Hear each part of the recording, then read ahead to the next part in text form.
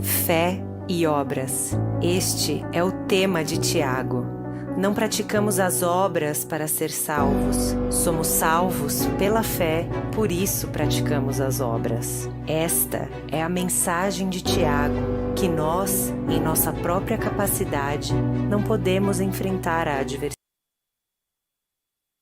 Encontrar força para confiar sem fé. Que a fé sem obras não pode ser sustentada. Que todos os dias e de todas as maneiras devemos proclamar essa verdade, porque é a fé e as obras que nos tornam praticantes da palavra e não apenas ouvintes.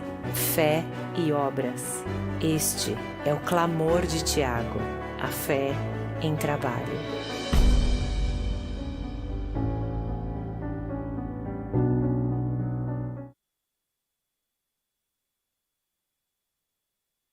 Olá, irmãos, bom dia a todos vocês que estão em casa, vocês que estão aqui. Eu fico muito feliz de saber que não importa como, não importa de que jeito, nós vamos recomeçar e vamos recomeçar sempre. Sempre quando for necessário, como for necessário, sempre que fecharem, sempre que haverá necessidade de nós fecharmos, nós continuaremos com os braços abertos como braços do pai do filho pródigo. Nós recomeçaremos todas as vezes.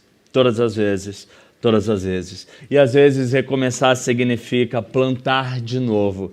E no meio do caminho, do recomeço, muitas pessoas não recomeçam, mas a igreja do Senhor continua em movimento. O que significa é que nesse momento de replantação, talvez, essa é a palavra que a gente tem falado entre os amigos.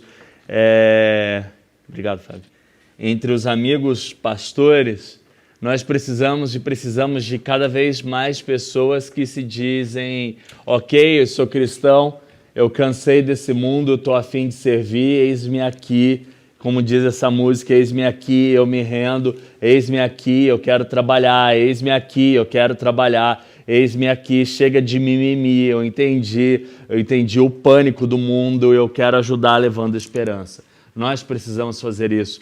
E eu convido vocês, todos vocês, homens e mulheres, e eu prometo o seguinte: o salário será baixo, ou quase nenhum.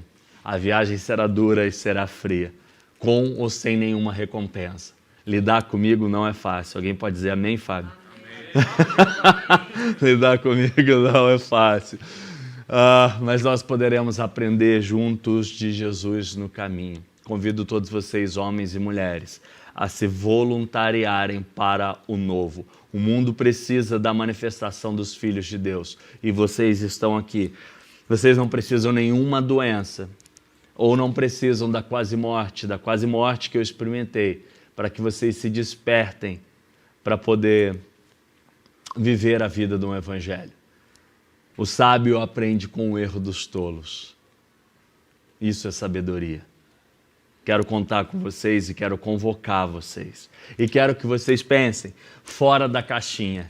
Eu quero conversar com vocês pelos corredores, nos ministérios. Eu quero pensar em algo que se chama criatividade, se chama empreendedorismo. Como a gente pode empreender na fé? Como a gente pode ser mais criativo? Como a gente pode engajar as pessoas que estão ao nosso lado? Ok, a gente está falando antes da pandemia, de uma reunião com média de 120 a 150 pessoas. Nós estamos falando de mais de 100 membros na nossa igreja, pela graça de Deus. Nós estamos falando de várias pessoas que estão aí na fila para poder serem batizadas e serem recebidas como novos membros. Mas eu estou dizendo de 1 milhão de pessoas que vivem ao redor dessa igreja. Eu estou dizendo do bairro de Perdizes, que não tem tantas igrejas assim. Eu estou dizendo do bairro da Consolação, eu estou dizendo dos Jardins, eu estou dizendo sobre Sumarezinho, eu estou falando sobre Pompeia, eu estou falando sobre outras regiões, bairros, Vila Madalena, adjacentes, que num entorno de 5 quilômetros a gente pode alcançar mais de 1 milhão de pessoas. E a gente só está falando de 100 pessoas para caber nesse lugar, 120 pessoas, 200 pessoas. Óbvio, isso depois da pandemia. A gente está falando de 200 pessoas. Será que não alcançaremos 200 pessoas num bairro, numa região com em torno de 1 milhão? A gente precisa olhar para fora, a gente precisa olhar para essas pessoas. Esse é o clamor de Tiago. Esse é o desejo de Tiago. Quero convocar vocês a pensarem fora da caixa, a saírem da casinha e colocarem a sua fé em trabalho. Abram a Bíblia no capítulo 1, a gente está quase finalizando o capítulo 1. É uma série expositiva no livro de Tiago. Eu quero ler com vocês a partir do verso 12. Eu não sei qual versão que vocês têm. Vou ler essa versão que está sendo exposta aqui. Tem uma palavra ou outra que a gente vai utilizar, ela é bem importante. E ela diz assim: feliz é o homem que persevera na provação, porque depois de aprovado, receberá a coroa da vida que Deus prometeu aos que o amam. Quando alguém for tentado, jamais deverá dizer, repita comigo o que está escrito aí.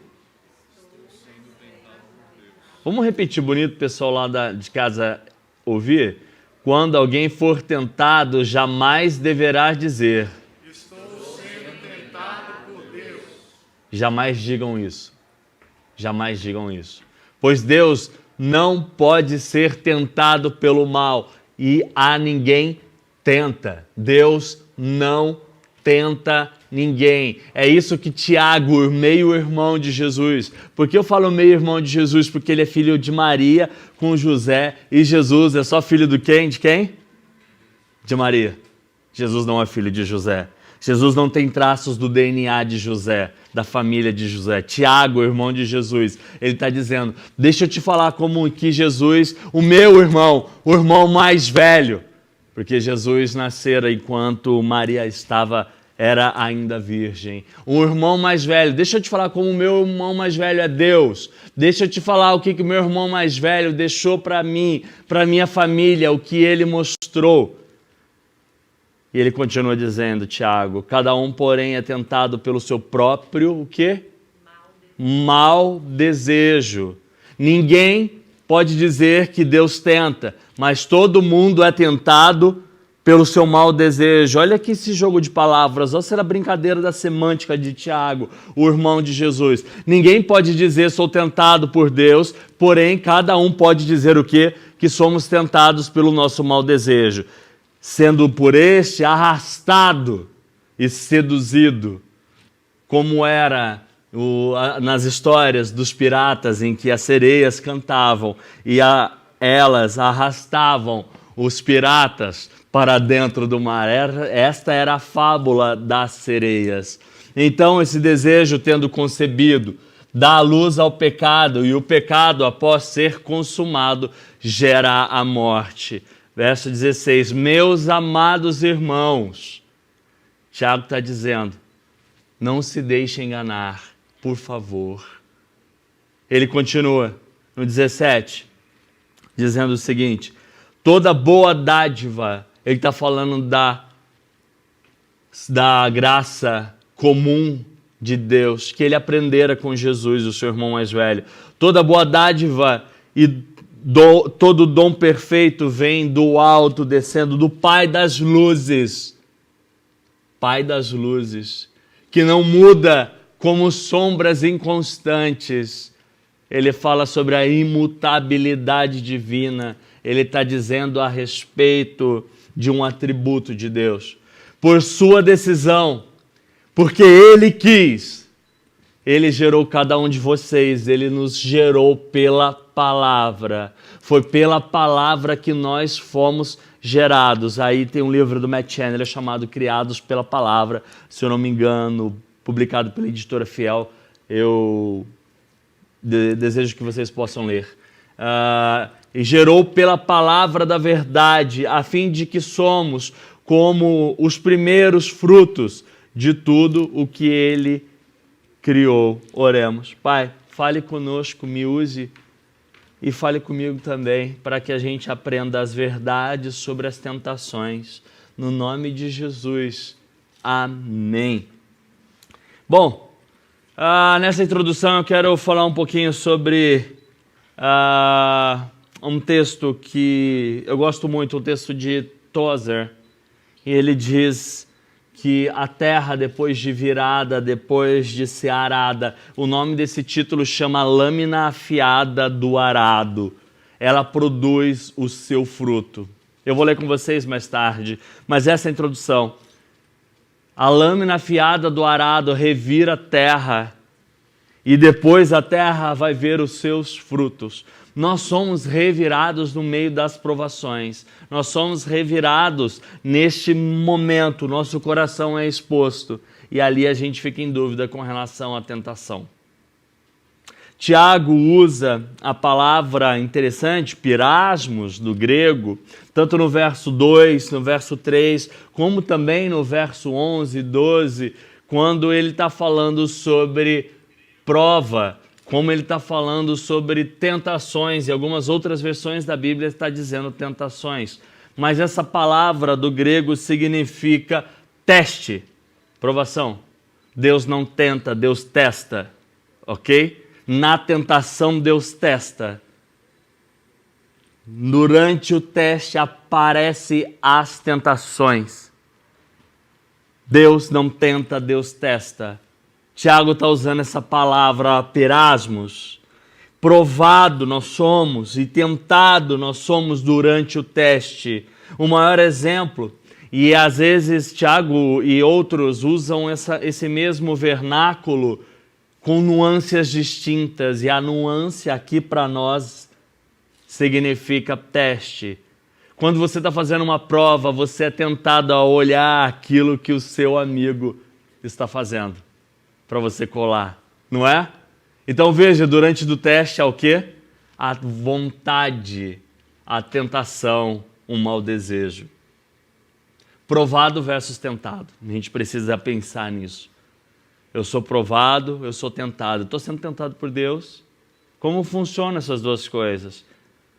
Espero que pela graça de Deus nós possamos aprender e entender um pouquinho mais. Bom, primeiro, 3 pontos que quero falar com vocês. Primeiro, Deus não tenta, mas em todas as provas há uma tentação, mas também há um escape. Não esqueçam. Primeiro ponto. Deus não tenta, mas em todas as provas há uma tentação, mas também há um escape. 2. Porque em todos os testes há tentações. Por quê? 3. Como os testes trazem as provações. E por fim, a conclusão. Como a gente pode superar tudo isso? Primeiro, Deus não tenta, mas em todas as provas há uma tentação e também há um escape. Todas as mudanças geram em nós o quê? Mudanças. E essas mudanças... E é no meio destas mudanças que aparecem as provações. Se você ganha dinheiro, aparece a tentação lá. Você é o cara, você fez isso, você é incrível. Se você pede dinheiro, você é um fracassado, você perdeu o seu emprego, você não é nada, você não é digno. Mudanças. Se você ganha o amor, você é incrível, você é amado. Mas se perde o amor, você é um loser. Você é um perdedor, um fracassado, alguém que não merece nada. Se você fica mais saudável, que incrível, você é um modelo, um exemplo. Mas se você perde a sua saúde, talvez Deus esteja te amaldiçoando. É isso que as pessoas pensam. Durante as mudanças da vida, seja elas quais forem, nós sempre somos levados a viver uma vida sendo tentados. Durante as provas, as mudanças, nós somos tentados.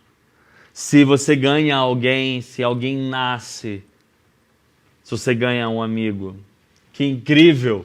Olha só! Que incrível isso! Mas se você perde alguém, isso destrói você e você fica perguntando a Deus por quê? Por quê? Por quê? Por quê? Nesses momentos, durante as mudanças, lembra o nosso primeiro ponto, Deus não tenta, mas em todas as tentações, em todas as provas, há uma tentação e também há um escape. Durante esse momento das mudanças de nossas vidas, você vai colocar Deus como culpado ou você é o cara? A religião vai dizer, você conquistou com o seu braço, Ou você vai dizer, eu não consegui, mas por causa de Deus, Deus não quis, Ele é o culpado, Ele é assim, Ele é desse jeito, Ele é assim, assado. Durante as mudanças, você é o cara ou Deus é o culpado. As tentações ali no meio das provas. As provas são as mudanças. E as tentações estão ali que deslocam a nossa retina e fazem com que a gente veja o mundo por meio de coisas embaçadas, como se a gente não pudesse ver a realidade de Deus. Cuidado, é nesse exato momento da mudança, é nesse exato momento do teste na sua vida que o seu coração é exposto. E aí eu quero convidar vocês a colocar o seu coração na mesa para Deus nesse exato momento. Eu quero convidar vocês a um tipo de fé, um tipo de padrão de cristianismo, e eu acho que não tem nenhum tipo de padrão de cristianismo senão o padrão da Bíblia, e um padrão que fala para Deus como você está.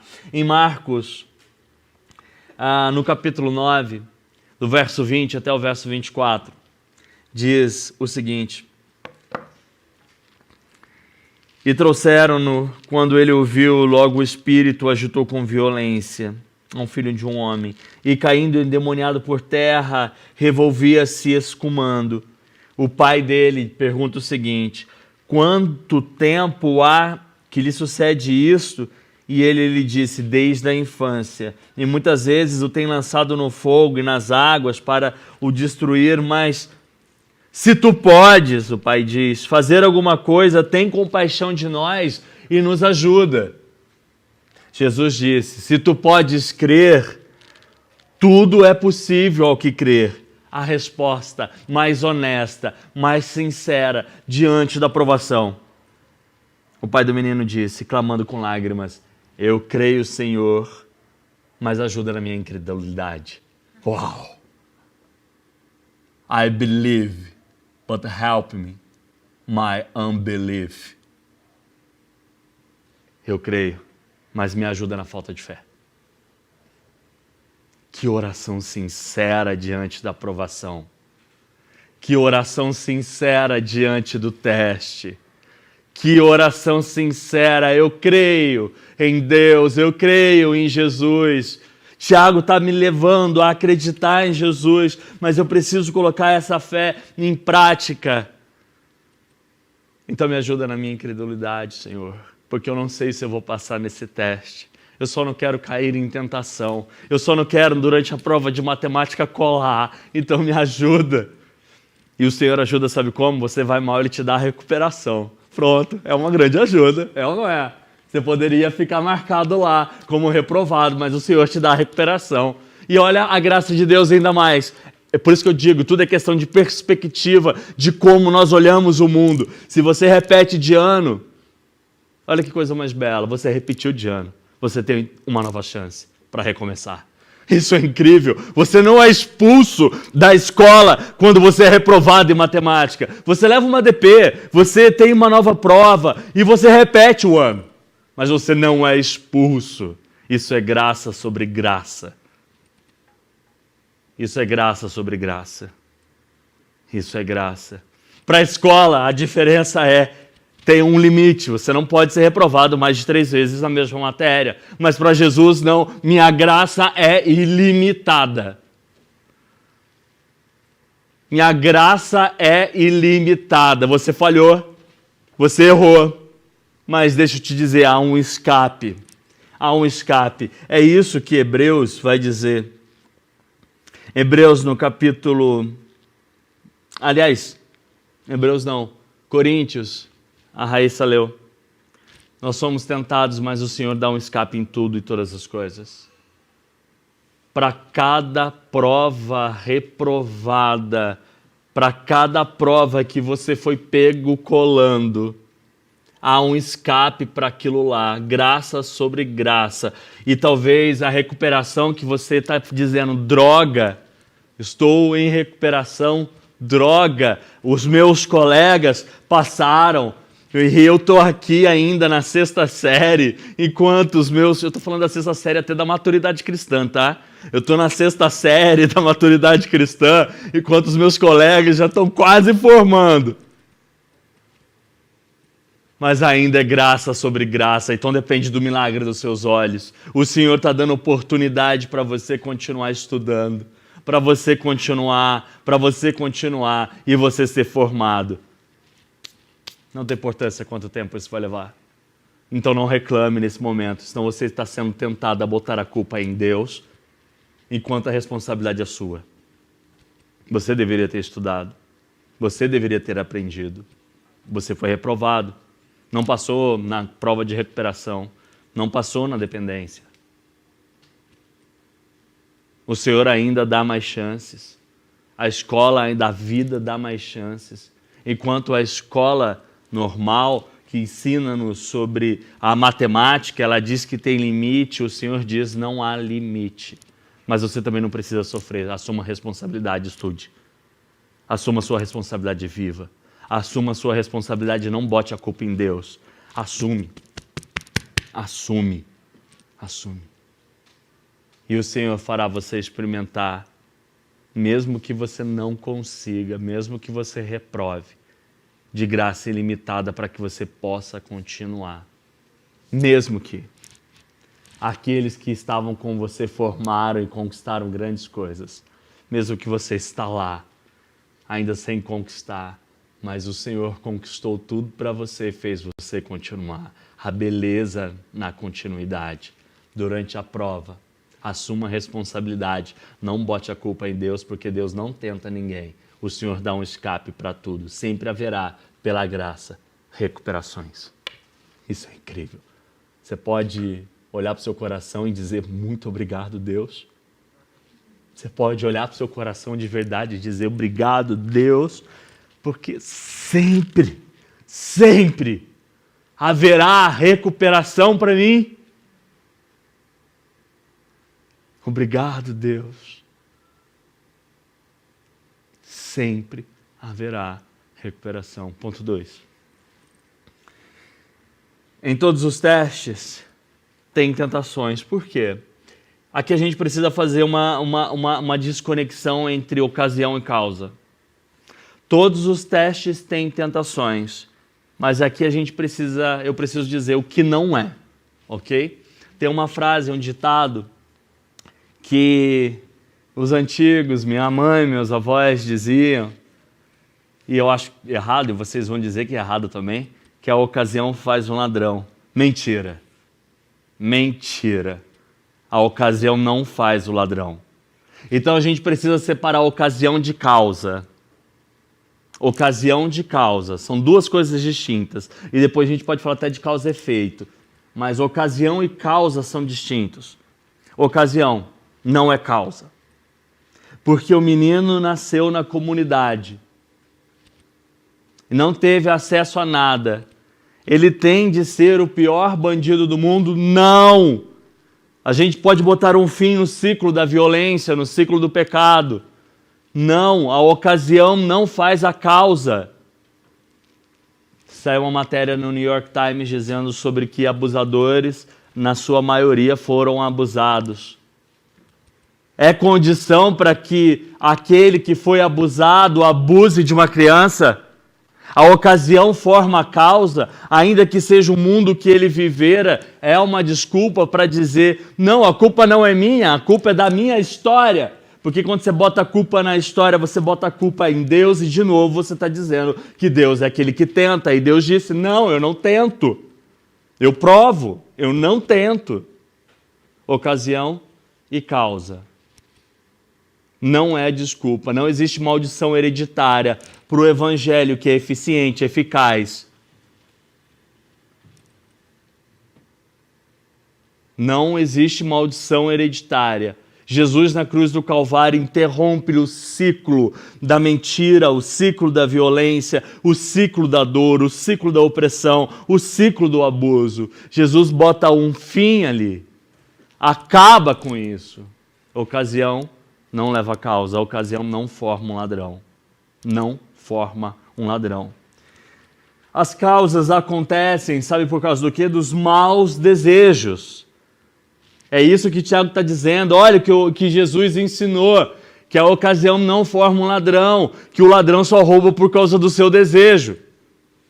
A ocasião não forma uma pessoa que rouba, uma pessoa que mente.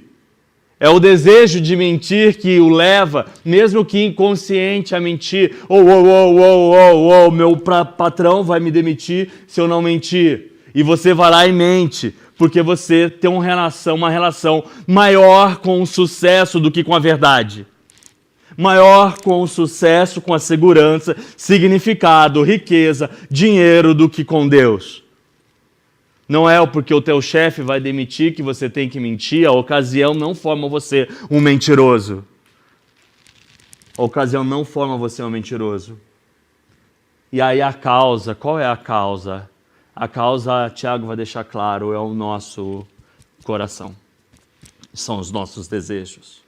Quando o marido olha para a mulher e fala assim, nossa, ela me faz sentir um homem, ou a mulher fala para o marido, ele me faz sentir uma mulher verdadeira. Está ali uma diferença tênue entre ser amado e ser adorado. Muitas pessoas procuram adoração e não ser amado, porque o amor, com o passar do tempo, fica chato. Então as pessoas querem ser adoradas e não amadas. E aí elas matam os seus relacionamentos. Quando eu tenho uma relação entre dinheiro e mentira, eu minto por causa da ocasião, senão eu perco o dinheiro. Você vai perder o dinheiro porque você está relacionando com a mentira. Você não tem medo de perder o dinheiro, você tem medo de perder o significado que o dinheiro traz à sua vida. A relação do abusado com o abusador. Eu fui abusado, por isso eu abuso. A ocasião me trouxe a causa. Não. Você abusa porque você deseja abusar. Porque você aprendeu sobre abuso. Tem ali algumas informações, sim, mas Cristo na cruz do Calvário interrompe todas as informações pecaminosas do mundo e na sua restauração, no seu ressurgimento, ele mostra que o mundo, a ressurreição, traria dignidade, humanidade diferente. O que é, então, para os cristãos, a ressurreição, senão a criação de todas as coisas e a beleza de tudo que fora perdido? Mesmo ainda com marcas, e Jesus vai mostrar isso para Tomé, marcas da crucificação, marcas da dor. Jonathan Edwards escreve um livro que aconselho alguns e nem todos a lerem. Ok? Aconselho alguns e nem todos a lerem. Quando eu falei para ler o livro do Matt Chandler, esse livro do Jonathan Edwards é um livro um pouco difícil. Muito difícil de se ler. Talvez eu seja burro o suficiente que eu não consiga entender. Eu fico lendo, não estou entendendo esse negócio. Chama Freedom of Will. E ele vai dizer o seguinte em uma das partes do livro, que é o seu desejo, que é o seu coração, que comanda a sua mão, que comanda o seu pé, que comanda a sua mente, são os afetos maus, pecaminosos, que levam você a praticar o abuso, a mentira, ou o desejo de ser adorado. É isso que Jonathan Edwards vai dizer. Não é a ocasião, mas é o seu coração. É o seu coração que procura isso o tempo todo. De novo, não esqueçam. Primeiro ponto foi: Deus não tenta, mas em todas as provas há uma tentação e também há um escape. A recuperação, graça sobre graça, aquilo que a Raíssa havia lido em 1 Coríntios, que Deus também dá o escape para cada provação. Parte 2.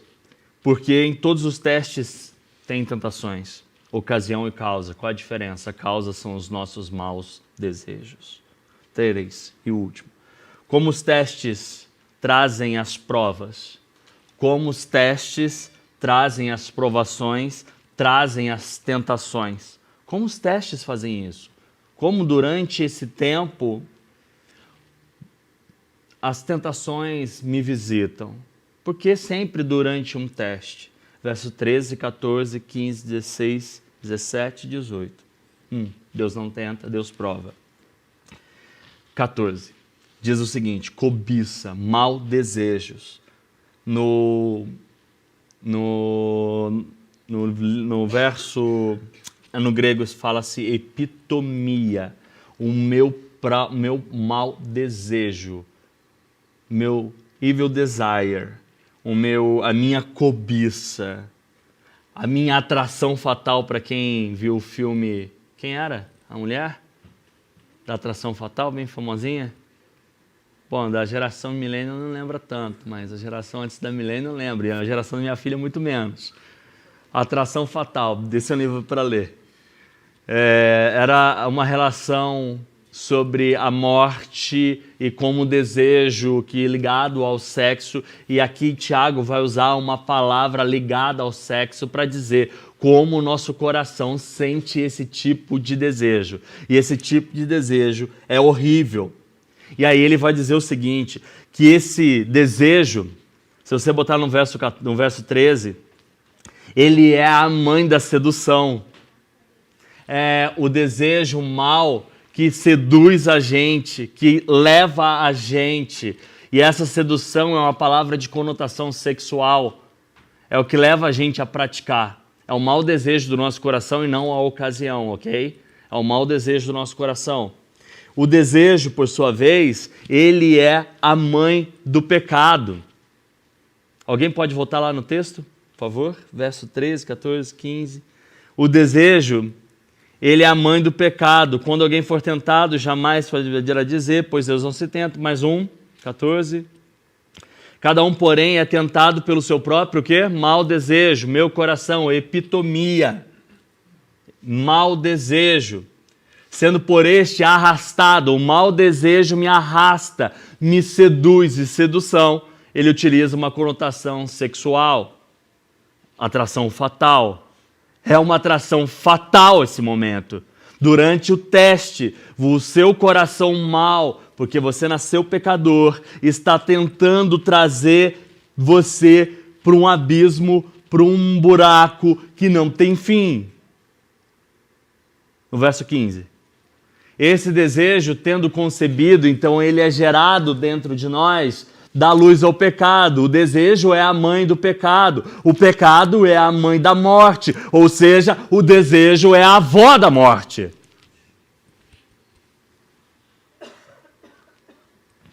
Essa é a linha que deve ser feita para entender o porquê isso acontece conosco. Porque o seu coração deseja a morte. E aí, por isso que Freud vai dizer o seguinte: se você tentar fazer tudo o que você quer, você vai encontrar a morte. Então você precisa da lei, precisa de limite. O evangelho não é a abstinência da lei, mas é um entendimento da lei. É o cumprimento da lei. Então eu preciso entender que para aquele desejo de morte que o meu coração tem, já foi realizado em Cristo Jesus, quando escandalosamente ele morre na cruz do Calvário. O desejo pela morte que o meu coração tem pode encontrar sossego e paz quando nós olhamos para a cruz. Quero concluir o seguinte: os testes são caminhos para a maturidade. Todos os testes são caminhos para a maturidade. Mesmo que você reprove, mas você está caminhando para a maturidade. É graça sobre graça. 2. Os testes expõem o coração. Cuidado, tá? No meio do teste, o seu coração ficará vulnerável e será exposto. As pessoas verão se você é ou não é um cristão de fato. E se você não for, você vai dizer o quê? Eu creio, mas ajude-me na minha incredulidade. Ajude-me. Os testes, 3, te leva à consciência da necessidade de Deus. Todos os testes, todas as provas podem dizer para você: ei, você precisa de um professor que te ajude mais, você precisa estudar mais, você precisa. E eu preciso dizer uma coisa para vocês. Jesus, ele sofreu todas as nossas tentações e passou por tudo para que a gente jamais pudesse cair. Ele sofreu as dores, ele sofreu as provações e foi testado por Deus lá no deserto. E no deserto ele passou pela prova para que a gente jamais pudesse ser reprovado. No deserto, Jesus sentiu fome para que você não tivesse uma relação fatal de causa e ocasião com o dinheiro. Jesus Cristo diz não para as riquezas do mundo, para que você não precisa mais mentir para o seu chefe, porque ele seria sustentado. Jesus diz não para o pecado e a tentação de ser adorado e posto como rei. Ele foge quando os judeus queriam colocar a força para que você pudesse ter um rei. A única coroa que fora colocada em Cristo Jesus foi uma coroa de espinho, para que você pudesse encontrar nele proteção. Jesus morre nu, quase nu na cruz do Calvário, para que você fosse coberto por ele. Que leva-nos ao último ponto. Testes e tentações. Olhem para Jesus no meio de todas essas mudanças e quando você está sendo tentado. Hebreus 4,15 diz o seguinte, nós terminamos aqui. Pois não temos um sumo sacerdote que não possa compadecer das nossas fraquezas, mas assim, alguém que, como nós, passou por todo tipo de tentação, porém sem pecado. Hebreus 4, do verso 15 até o 16. Assim, aproximemo-nos. O que você tem que fazer agora? Se aproximar. Aproximemo-nos do trono da graça com toda a confiança, porque Cristo venceu, Ele suportou, Ele passou por aquilo que a gente passa, a fim de recebermos misericórdias e encontrarmos graça que nos ajuda no momento da necessidade. A única coisa que você tem de fazer agora é se aproximar. Se aproxime de Jesus agora.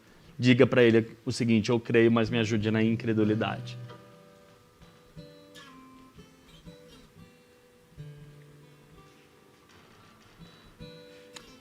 Jonathan Tozer vai dizer a coisa mais bonita. Vai dizer o seguinte: o arado, como o solo é arado, assim também a produção da natureza, aquilo que a natureza faz, é de acordo com como o solo é arado. O solo de Tozer menciona são as nossas vidas. E ele diz o seguinte: o solo é arado, ele é aberto ao meio. O solo é transformado pela natureza. O solo sofre o impacto das mudanças climáticas. O solo é revirado, é passado no solo a lâmina afiada do arado. Mas depois disto, é que daí que surgem coisas novas, belas, bonitas. Os frutos seguem do solo arado.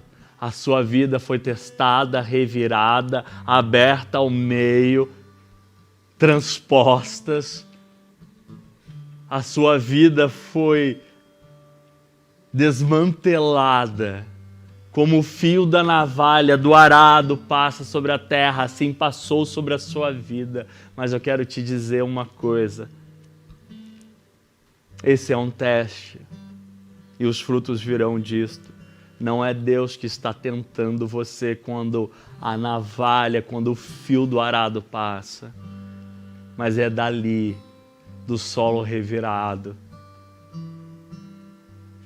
que as coisas mais belas nascem. Se você está com toda a sua vida revirada, é daí que as coisas mais belas nascerão. A única coisa que você tem que fazer: aproxime do trono da graça. Olhe para aquele que sofreu no seu lugar. Pai, ajude-nos a vivermos a vida entendendo que somos testados, mas não somos tentados por Ti. E em todos os testes o Senhor não nos reprova, porque o Teu Filho foi aquele nosso tutor que virou aluno e passou sobre todas as tentações e provações, a fim de que nele conquistemos a vitória. Acreditamos nisso, mas ajude na nossa incredulidade. Nossos corpos foram revirados, nossas almas foram partidas. E nós ouvimos que é daí que o Senhor faz as coisas mais belas aparecerem. Ajude-nos Nós cremos, mas ajude em nossa incredulidade. No nome de Jesus, nos aproxime do trono da graça. Amém.